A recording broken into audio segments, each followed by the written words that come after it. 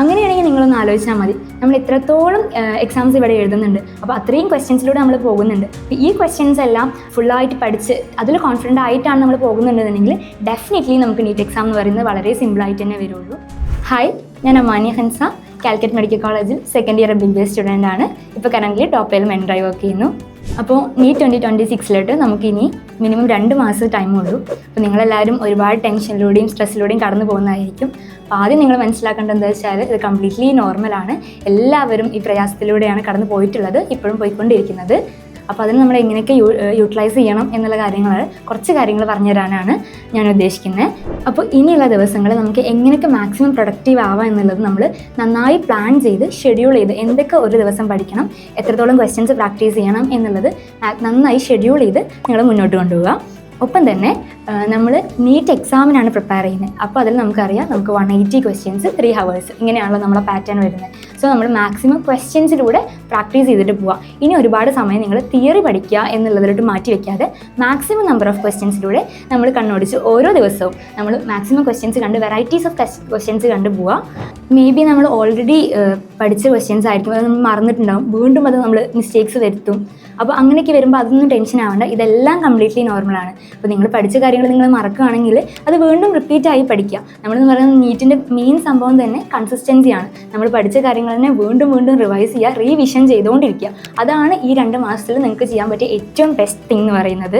അതേപോലെ തന്നെ നമ്മൾ ഡോപ്പയിൽ ഒരുപാട് എക്സാംസ് കണ്ടക്ട് ചെയ്യുന്നുണ്ട്. വീക്കിലി നമുക്ക് 720 എക്സാംസ് 3 വരുന്നുണ്ട്. പിന്നെ അതുപോലെ തന്നെ ഡെയിലി നമുക്ക് എക്സാംസ് വരുന്നുണ്ട്. അപ്പോൾ ഈ എക്സാംസിനൊക്കെ തന്നെ അത്രയും സീരിയസ് ആയിട്ട് തന്നെ കാണാം. കാരണം ഇപ്പോൾ 720 എക്സാംസ് ഒക്കെ എഴുതുമ്പോൾ അത് നമ്മൾ നീറ്റ് എഴുതുന്നത് എങ്ങനെയാണോ ആ ഒരു മൈൻഡ് സെറ്റിൽ തന്നെ അതിനെ അപ്രോച്ച് ചെയ്യുക.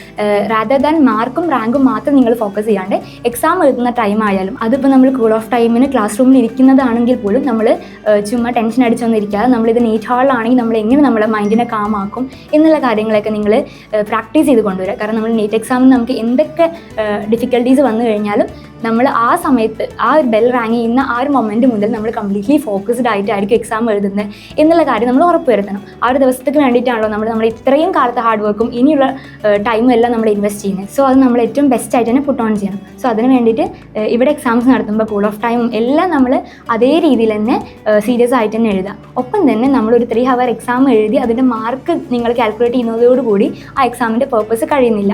എക്സാം കഴിഞ്ഞതിന് ശേഷം ആ എക്സാമിൻ്റെ ഫുൾ 180 ക്വസ്റ്റ്യൻസും കംപ്ലീറ്റ് നിങ്ങൾ അനലൈസ് ചെയ്യുക എന്നുള്ളത് ഭയങ്കര ഇമ്പോർട്ടൻ്റ് ആണ്. നമ്മൾ ചുമ്മാ എക്സാം എഴുതിയത് കൊണ്ട് മാത്രം നമുക്കത് ഫുൾ കിട്ടിക്കൊള്ളണം എന്നില്ല. നമ്മൾ എക്സാം എഴുതുമ്പോൾ ഒരുപാട് ചിന്തകൾ നമ്മുടെ മനസ്സിൽ വരും. നമ്മൾ പ്രാക്ടീസ് ചെയ്യുന്ന പോലെയല്ല, എക്സാമിൻ്റെ ടെൻഷനിൽ ടൈം മാനേജ്മെൻറ്റും കാര്യങ്ങളും എല്ലാം വരുന്നുണ്ട്. സോ നമ്മൾക്ക് ഒരുപാട് ക്വസ്റ്റ്യൻ ഗെസ് ചെയ്യുന്നുണ്ടാവും, ഒരുപാട് കെയർലെസ് മിസ്റ്റേക്സ് വരുത്തിയിട്ടുണ്ടാവും. അപ്പോൾ അതൊക്കെ ചെയ്യുന്നുണ്ടാവും.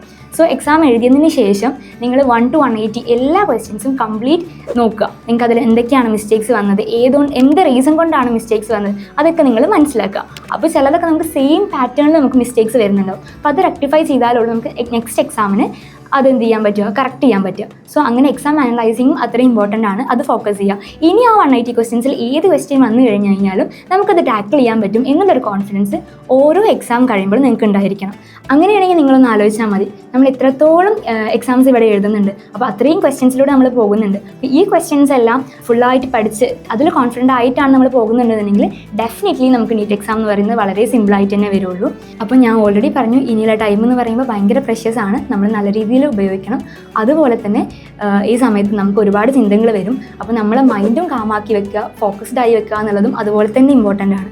സോ നിങ്ങൾ ഒരുപാട് നീറ്റ് കഴിഞ്ഞാൽ എന്താവും, എനിക്ക് നീറ്റ് കിട്ടുമോ ഇല്ലയോ എന്നുള്ള കാര്യങ്ങളോട്ടൊന്നും അധികം ചിന്തിക്കാതെ എപ്പോഴും എന്ത് ചെയ്യുക, നമ്മളെ ബെസ്റ്റ് പുട്ട് ഓൺ ചെയ്യുന്നുണ്ട് എന്ന് ഓരോ ദിവസം നിങ്ങളെ തന്നെ വിലയിരുത്തിക്കൊണ്ടിരിക്കുക. ഒരിക്കലും 2 മാസം കഴിഞ്ഞ് നീറ്റ് എക്സാം കഴിഞ്ഞ അന്ന് രാത്രി ഈ 2 മാസം ഞാൻ വർക്ക് ചെയ്തിട്ടില്ല, ഞാൻ എൻ്റെ മാക്സിമം കൊടുത്തിട്ടില്ല എന്നൊരു റിഗ്രറ്റ് ഒരിക്കലും നമുക്ക് ഉണ്ടാവരുത്. അത്രമാത്രം നിങ്ങൾ ശ്രദ്ധിച്ചാൽ മതി. എന്തായാലും നിങ്ങൾക്ക് നിങ്ങളുടെ ബെസ്റ്റ് തന്നെ പുട്ട് ഓൺ ചെയ്യാൻ പറ്റും. All the best.